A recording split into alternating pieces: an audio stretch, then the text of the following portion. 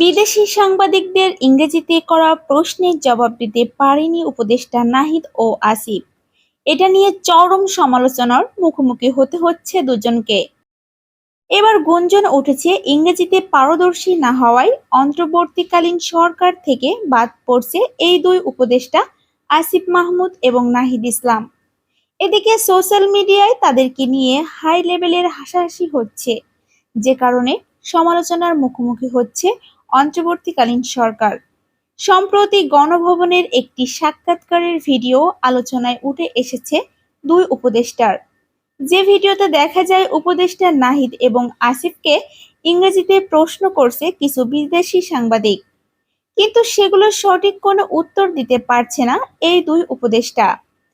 ইংরেজিতে উত্তর দিতে ব্যর্থ হলে পরবর্তীতে তাদের বাংলায় উত্তর দিতে দেখা যায়।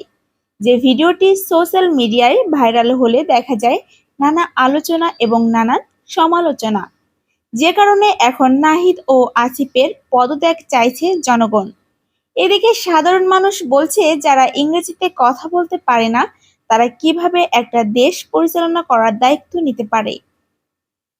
ইংরেজি না জানলে বহির্বিশ্বের সাথে সুসম্পর্ক গড়ে তুলতে পারবে না তারা।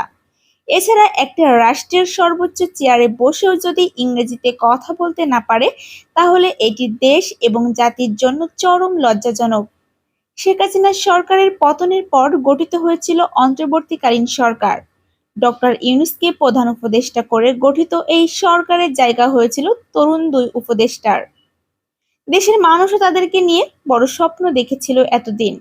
তবে ইংরেজিতে বলা কিছু প্রশ্নের জবাব না পারায় তীব্র তাচ্ছিল্যের শিকার হয়েছে এই দুই উপদেষ্টা।